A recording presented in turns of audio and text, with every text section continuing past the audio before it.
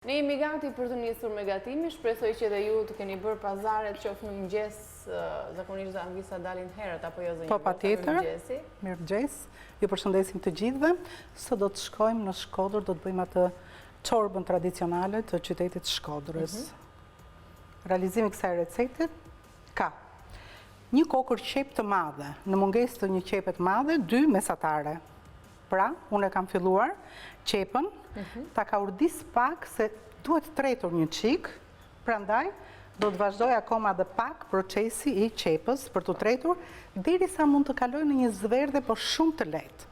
Kemi këtu 300 gram mish të grirë, ose një lug koncentrat salc, jo lug me maj, po një lug të zakonshme, ose do të kalojmë deri në 50 ml dhe ke një filxhan kafeje, pure domate në shishe. Kemi 4 lug gjelle me oriz. Në një lug për person. Po, sepse po të them filxhan, ato filxhanat ndryshojnë. Ca filxhan janë të vegjël, ca filxhana më të mëdhenj. Dikur i masni me filxhan se ishin një standard, po. 4 lug gjelle të plota me oriz, gjalp në fund fare, kripi perzi dhe sipas shijes, dikush e pëlqen ashtu siç është, dikush mund t'i hedhi pak limon të shtrydhur secili në pjatën e vet. Pra, qepën mund ta ka urdisni me një lug gjallë ose me një lug vaj, 2 lug qameti jo më shumë, për arsye se në fund fare ne do të shkrim gjalpin, do t'i hedhim edhe nga një lug në pjatë që të ketë atë aromën e tij. Çorba e Shkodrës bëhet e plotë. Pastaj kjo orizi dikush që nuk e shijon dot shumë të plot, mund ta lërë një lug më pak ose 2 lug më pak, e shikoni sepse dhe mish i grirë, edhe qepa do të trashin më tepër. Do të hedhim këtu jo më shumë se 1 litër ose 1.2 litër ujë, të gatuajmë për 4 persona. Ka urdisim qepën, derisa qepa thash të tretet, mundësisht dhe të zverdhet, po këtë zverdhe mund ta marri dhe gjatë kohës që ne do të kalojmë mishin. Hedhim tani mishin e grirë. Detyrimisht kjo recet, kjo drane është me mish të grirë? Me mish të grirë, po. Prerë në copa të vogla.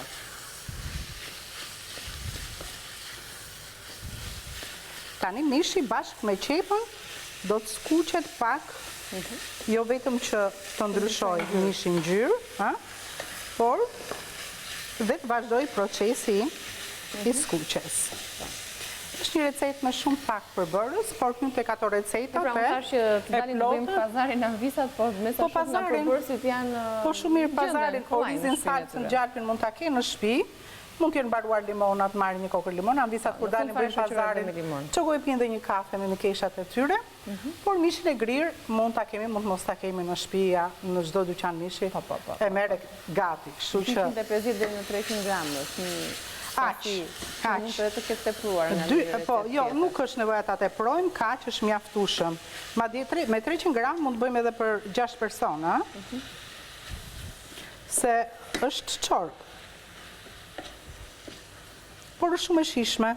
Unë e kam shijuar, madje mos them që shpesh e gatuaj dhe më pëlqen. Pra, me pak përbërës, si që ke thënë vetë, Niki. Tani, kur të dalit trajta e kësaj recete, do të kuptoj se çdo të thotë çorbë, se zakonisht përdoret dhe në termin e një gjuhë. Jo, supa është më holl. Çorba vjen pak më e plotë. Shpreha popullore që themi ne ke bërë si çorbë. Po çorb, po kjo çorba kur i vë vizën në fund nuk është si ato çorbat me 1000 lekë, 100 lekë. Kështu që se ka tradicionale e Shkodrës. Po ka lloje soje, po aty ku hidhet një çik mish, kuptot, për këtë sasi mishi është 200 lekë më shtrenjtë, flas me të reja, receta, saq, 300 gram mish, bën 210 lekë.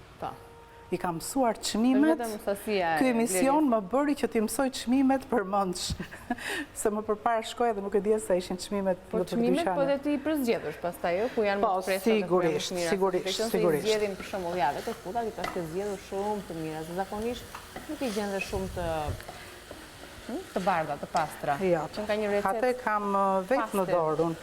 Po do të bëjmë një past me një salcë me perime. Ku perime do të duken, por do të ketë vetëm perime, shumë pak domate, që t'i japin ngjyrë, do flasim në pjesën tjetër. Okej, pjesa tjetër. Tani është duke u karudisur edhe qepa edhe mishi, bashkë me Shiko? fasinë e vajit të ullirit, me piper të zi ose aty të zonja Vjosa, po ta edhe në fund.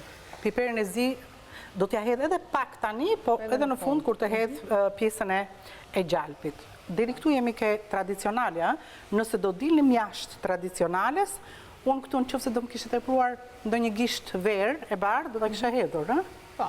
Kështu që nuk ka fare problem. Edhe mund të dalim, po. Por, prap, kjo quhet tradicionale. Ja, shiko, kur fillon që si kur të ciknoset një qik mishi, atëherë vjen momenti që ne do t'i hedhim salsa.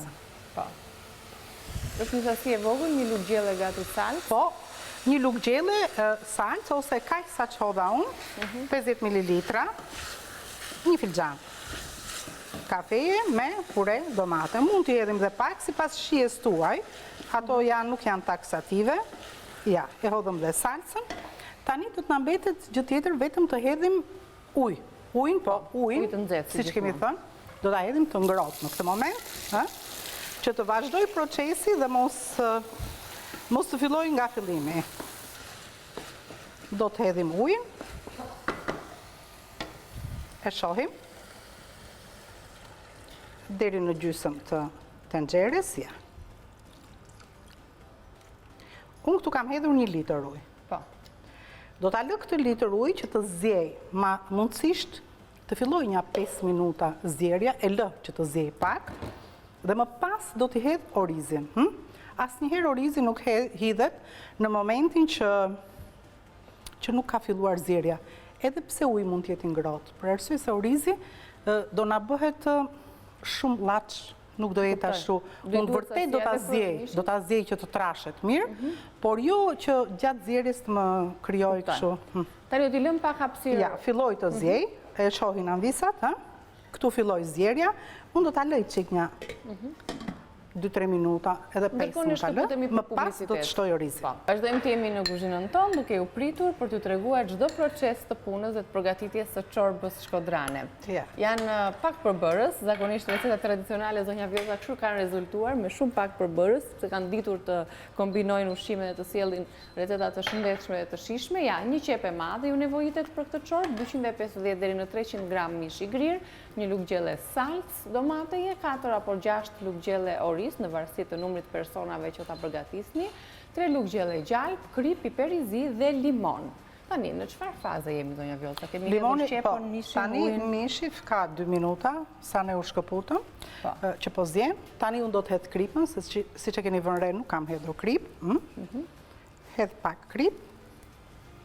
Do të hedh pak piper, po me që ajo pa avullon do ta hedh një herë këtu, që mos më krijoj lagështirë këtu brenda. Nga avujt të mos të... Pak do t'i hedh tani, sa t'i japi një aromë nga brenda, pastaj secili në pjatën e vet. E trazoj dhe do t'hedh tani orizin. Orizi, zakonisht, 14 deri në 18 minuta do që të zjej. Unë do t'a lë 20 minuta, që ai ta plotësoj, ta trashi. Kisha dhe një lugë, e bëra me gjalp. Pra, çorba me mish të grirë, me qep dhe me oriz. Në këta më përbërës të tuash bazë të kësaj recete. Atëherë, ja. Lugët, 1, 2, 3, 4, 4 e gjys. Afërsisht i bie ke 2 lugë, 2 filxhan kafe, për nga ato të lokaleve, jo nga ato që kemi në shtëpi. Dhe që pauzir akoma, kjo duket që është e plot. E plot, do më thënë do kajma koset, pauzier. Pa me ndo kur orizi të bëmehet edhe të shtoj sasin e vet, atëherë do të bëhet një gatim i plot. Po gjalpin do t'ja edhësh në fund? Po. Ka, thash 2 lugë, yndyri ka brenda, pastaj 3 lugë gjalp, nga një lugë në çdo pjatë kur ta servirim, dhe më pas piperin e zi. Alternativë është pjesa e limonit, dikush e shijon me limon, dikush e lë këtu ku është, me që është prezent salsa, sepse unë aty kur salsa. Kjo ishte receta shkodrane, kemi shkuar në Shkodër me çorbën tradicionale të këtij qyteti. Ndërkohë, përbërësit e recetës tjetër zonja Vjosa, përpara se të shkputemi për një insert që lidhet me një nga produktet ose perimet e dimrit që ne ndoshta edhe e neglizhojmë, është kungulli, por edhe kungulli dimrit i verdh, që unë kam plan ta sjell këtë javë me një kek me një ëmbëlsirë. Ta sjellim në formë të ëmbël.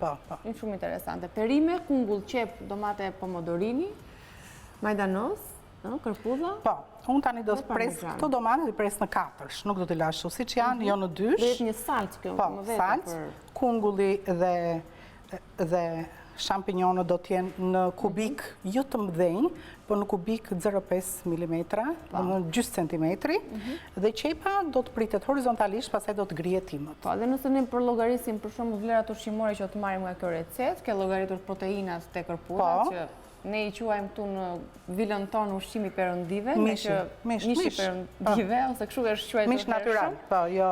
Për shkak të vlerave dhe kjo ka ardhur dhe përmes materialeve duke treguar çdo vlerë të mundshme ushqimore që ne marrim prej tyre, perimet të kombinuara me ngjyrat shumë të dukshme. Po dhe djathi integruar përsëri ke proteinat. Është një vakt më vete, një recet paste dhe një recet tradicionale. Tani, çfarë vlerash ka kungulli, kungulli njom dhe kungulli dimrit, mos e neglizhoni, mund të përdoret në çdo recet të mundshme, tek supa e fëmijëve, tek gjella jon, në formë tava, zonja Vjesa ta sjellë në ëmbëlsirë, kështu që ja vlen që ta përdorë. Dhe recel dhe me trajta të ndryshme sheqeri mund të sillet kungulli. Përmeti edhe diko besoj, përderisa ka bërë patullxhanin, kungulli po. To është vërtet të janë shumë të shijshme. Ne do të takojmë në pjesën e dytë, ndiqni këtë insert.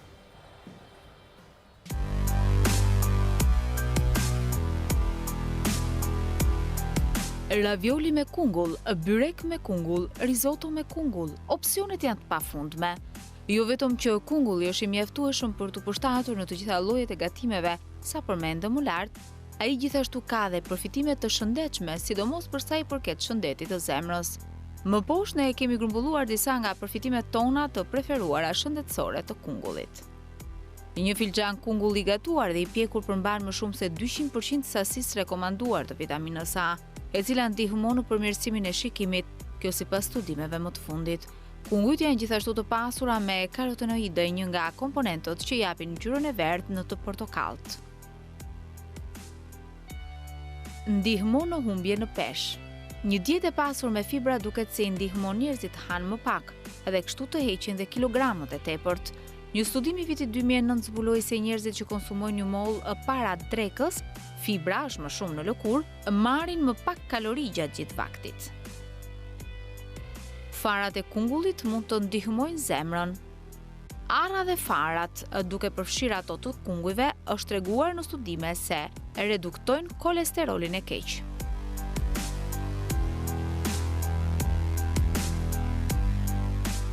Kungulli mund të zvogëlojë rrezikun e kancerit. Ashtu si llojet e tjera të së njëjtës ngjyrë, sikundër është patatja e ëmbël, karrota, luajnë një rol të rëndësishëm në parandalimin e kancerit. Burimet ushqimore të beta-karotenit duket se ndihmojnë më shumë në luftimin e disa kancereve të caktuar. Kungulli mbron lëkurën. Të njëjtat fuqi të neutralizimit të karotenoidëve në kungull që mund të mbajnë qelizat e kancerit larg, mund të ndihmojnë edhe në përmirësimin e lëkurës. Farat e kungullit janë të pasura me aminoacid triptofan, përbërës i famshëm që shumë mendojnë se sjell nevojën për tremitje, ndërsa ekspertët pajtohen se ka të ngjarë që triptofani është i rëndësishëm në prodhimin e serotoninës, e një nga lojtarët më të rëndësishëm kur është fjala për paraqitjen tuaj. Një grusht i farave të pjekura të kungullit mund të ndihmojnë në pamjen tuaj që ajo të jetë sa më e freskët.